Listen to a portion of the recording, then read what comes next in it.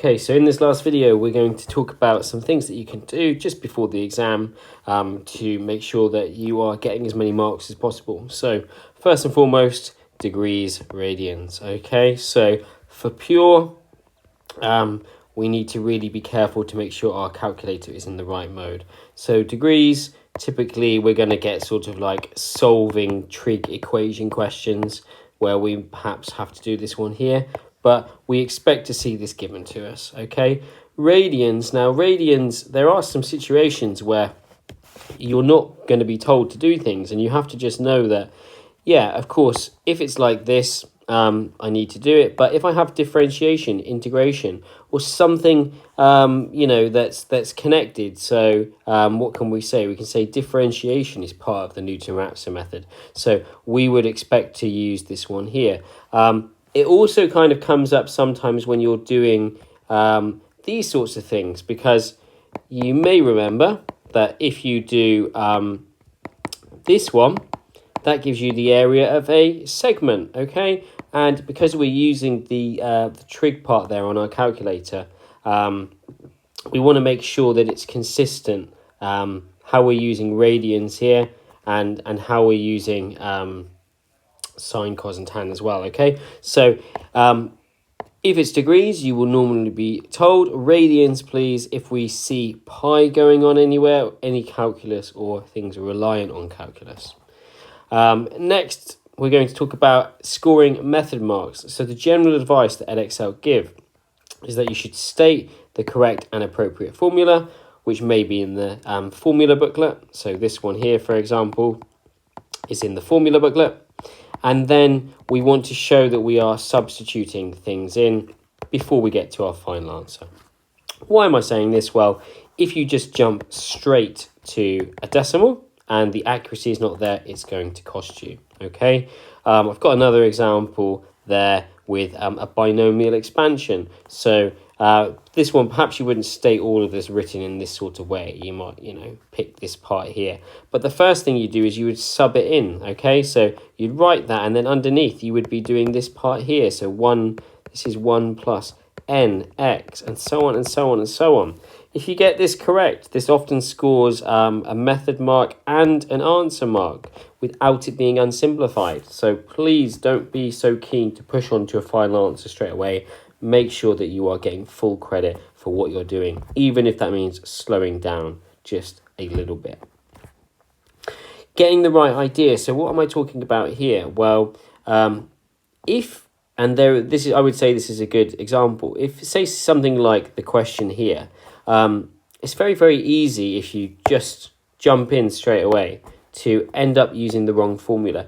And if we start a question in the wrong way, we can often be locked out, and you can find yourself spending lots of time doing something, but it's not related to the question. So when we have something like this one here, something worded, okay, we would, let's say we kind of know that this has got something to do with sequences and series, okay? We want to take some time, first of all, thinking, is it a term?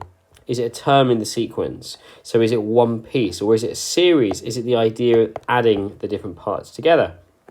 So that after n years, it will be below this. So it looks like this one, actually, if I took my time to read that nice and carefully, that I want to sort of talk about a sequence. Other ideas is it arithmetic or geometric? It's really, really important here, for example, that I spot that, you know, it looks like it's geometric because of that 0.98. So it's not always as easy to spot as you may initially think it is. You may have to slow yourself down. There are certain phrases that give it away. So if we look at this one here, the total amount raised between, okay, that would tell me I have a series. I don't think I have enough information for the rest, but my point is here, please make sure that you understand the right idea before you go jumping into a question too far. Otherwise, you're working away, but you're already locked out. You have time to read, you have time to think. This one here, this is another sort of good test. I've put here sort of just 3 different sections, and the idea is, could you pause the video here? Would you have a rough plan of how these questions would go? A curve has the equation, coordinates, you underline. So many of you out there watching this, if you did this, I bet you tell me the x values. I wonder if you tell me the y values. Coordinates means the x and the y. Stationary points. That is a signal, isn't it? dy dx equals 0. The nature of the point. So this here means, is it a minimum? Is it a maximum? Is it a point of inflection? So this is typically about working with the second derivative, differentiating again. The one underneath, concave, convex, this is about a change in sign, a change of sign in the second derivative. Let's write it like that for this one, okay? A change in sign of this one. Or how about the one underneath? We've got this curve, we've got this value here. Tangents and normals. Do we remember that if you differentiate and then you use x equals 1, that's the gradient that we are getting for the tangent, okay? When we do the normal, we need to use this a little bit more. We need to do this sort of one, don't we? Okay. It also says equation, find the equation. So what else should I be doing here? I should be doing coordinates as well. I need the coordinate that goes with, well, if x equals 1, what's y? If I want to know what y is, I sub into the equation that's got y for my coordinates. So these are all the kind of things that you want to be picking up on as you read your question. Getting the right idea, identifying, for example, that all of these were actually differentiation questions. Signals. We've been talking about signals a lot. Signals. What's a signal? A signal is knowing that, for example, is completing the square. Okay? You can look at it, you have ideas in your mind, you read it carefully, and you check that there's nothing there that goes against what you're saying. If something goes against, you revisit. If it confirms, well, aren't you feeling happy in your exam? If it's confirming what you think, you know you're on the right path. Here's another one. Exact. Exact means we're often going to have maybe square roots or logs or something like that. Solutions to this equation. This is a very hard one. Pause the video, have a go for yourself, see if you can spot it. So, did you perhaps play around, and after a while you may have noticed that it's a nice idea to write it like this, because this will enable you to spot that we end up with a disguised quadratic, okay? So it's one of these. I've made it a bit nicer for you here because I've given you a signal, haven't I, about brackets. Sometimes you even see it written like that. So this, for example, would be a disguised quadratic. If you didn't spot that, you may spend a very long time on that question. Other signals. Let's have a look at these signals over here. Again, I encourage you to do the same thing for this one here. Pause the video. See what you can spot. It's 7 marks, this question here. 7 marks. So can you spot the signals on this one? Well, the natural log is probably one of the best ones. The fact that you have polynomials. This one, some of you may have factorized it. And what you'll do is you'll find that this is partial fractions. Okay, it's partial fractions. It's partial fractions towards an integration. How may we have known that? The natural log comes up a lot when you have partial fractions to integration. The way to have done this would be to factorize that denominator, to do your partial fractions. This is one of these ones, This is one where you have something over that, something over there, and you have this one on its own. Why is that? That's because it's top heavy, okay? So that's a very, very good example of where if you can spot the right idea, it will save you too much time messing about. Even if things are disguised, there are still often signals that you can find. Let's keep going. Show that, prove that. Show that, prove that. We are generally, I say generally here, because the number of marks is a good indicator. You're generally expected to start with something. So for example, we're going to start with an equation and a condition. And we are meant to arrive at this result. Okay? If there are inequalities as well, it should be clear where these inequalities come from. Sometimes the question will say show using algebra. And when you have questions like that, you know, that's another very strict situation. You can't just play around with the inequalities and pluck them out of nowhere. So I've stated my condition here to start with, haven't I? I've said the condition, I've listed my terms, I've subbed it in, and I would do my working from there. I may even have to factorize this quadratic nicely, depending on if there were extra commands on the question.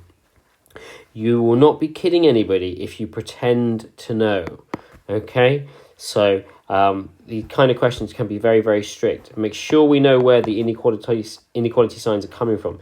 If the inequality signs are going to flip, can we please have a short statement explaining why they are changing? You know, I'm dividing by a negative number, something like that, okay? Proof often involves short-worded statements. So show that, prove that. Especially if it's like 3 marks or above, we're talking about arriving at a solution.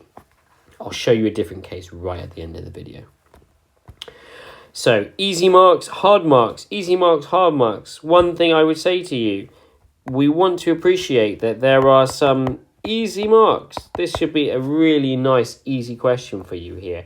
Make sure that you are giving coordinates, exact values. Don't let the small things cause problems.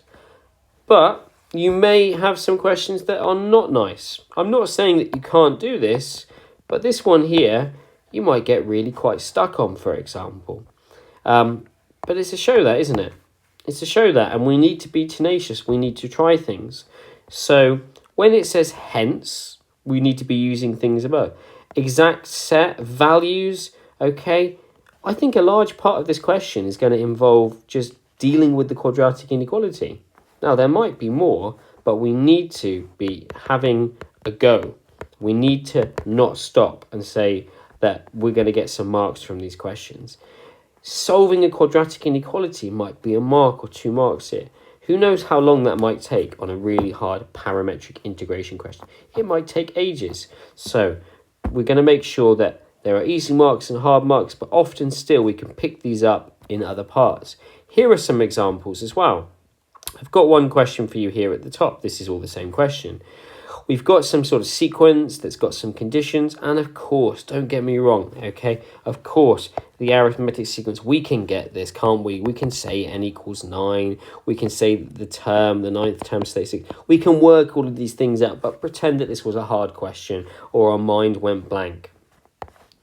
If we've been shown this, well, we absolutely need to get this one here, don't we? Hence, find the value. It's 2 marks. It doesn't say you can't use a calculator. What's going to happen? Probably, look, sequence is terms. I reckon you're probably going to get a whole number, and then you're going to get maybe some decimal or some negative or something like that. Okay? It might be that you only have to do something like that. Make sure that when we see things like this, please, even if we can't do the first part, we should absolutely be having to go at the second part. Okay, I'll give you another example here. So this is about related rates. This is not the same question. So showing that this result, now you'll know these kind of questions from rates of flow. But maybe if it's one, let's say this is one of these ones here where you have to sort of do something like this and something like this, and it's very, very difficult and so on. I might not get over the line with that, but that's okay. I do not need to know this number, yeah? When we integrate and we bring our plus c in later, it means that you can get this integration here, yeah? You can get this integration by integrating this and using the numbers that we have in the question. You could get full marks. It's very possible to get full marks, including the answer mark on part B. Do not let it put you off. And then look, your reward for when you do it, this is the part C that goes with it. Here's H, here's T. We just chuck them in. We just throw them in there. Okay? That would be a really, really nice 2 marks. So we need to be having a go at the part Bs of show that's. Another very, very quick thing that you can do, I promise I'm almost at the end, is writing short statements to summarise. This was a question I remember from a few years ago, marking. In a nutshell, it said that it's a parallelogram, okay? And it said show that it's a rhombus. And, you know, rhombus after a while, maybe we're thinking that they kind of should be the same. So you do your magnitudes, PQ, yeah, QR, You might do your magnitudes and they're the same. And then you move on. Well, that's what lots of people did. They get just 1 mark, okay? All you have to do is you just need to add on sometimes short statements that just say, so it's a rhombus. That might be the difference between 1 mark. That might be the difference for a grade boundary. Okay, how long did that take us to write? That took like 10 seconds, not even that. Okay, do not be lazy. Short statements at the end of show that, prove that. Really, really easy way to pick up a couple of marks if you're not doing that already. I put this one here. This one's got 2 marks. So when things are 1 or 2 marks, you may see verify come up. So verify is not like show that. Verify, we are actually supposed to use the result. Okay, we're supposed to use the result. If you have one of these questions in front of you, it's very rare. I don't think I've ever seen one worth more than 2 marks. It's often just 1 mark. Okay, so we verify in, and I believe, if memory serves me correctly, if you put x in equals a half, you'll get the same y value, which means that they intersect. So intersect at x equals a half. Okay, would you be the kind of person who would write that short extra statement there? Because if you are, you're the kind of person who would get 2 out of 2 rather than say 1 out of 2. Short statements when you're doing show that, prove that, verify. This one, it will normally say verify if you want to do this one here. Could you have set them equal to each other and got a half and so on? Yes, you could have. But verify means you're allowed to reuse the result there.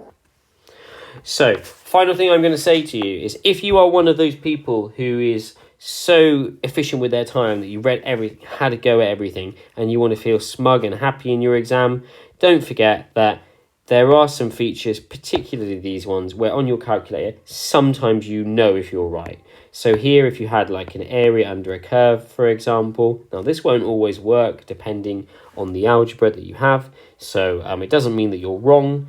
Your calculator will often do this, but sometimes it won't. So you can know that you're correct. You must not rely on this. You must still do algebraic integration if you're asked to, and sub in limits and so on.